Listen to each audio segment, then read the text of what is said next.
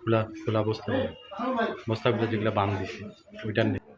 গোয়েন্দা সংস্থা মারফত চালগুলোর খবর পাই।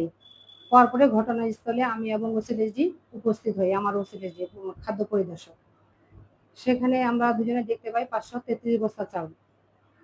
দেখার পরে আমরা উপজেলা নির্বাহী অফিসার মহোদয়ের সাথে যোগাযোগ করি। তখন উপজেলা নির্বাহী অফিসার মহোদয়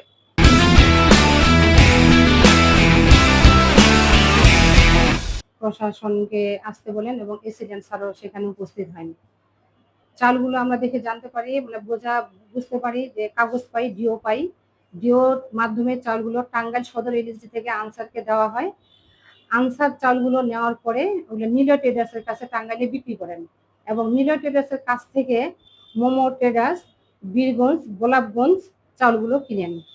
এবং এই চাউল আমাদের বীরগঞ্জের চাউল না, এই চাউলটা আসছে টাঙ্গাইল থেকে এবং এটা টাঙ্গাইলের চাউল।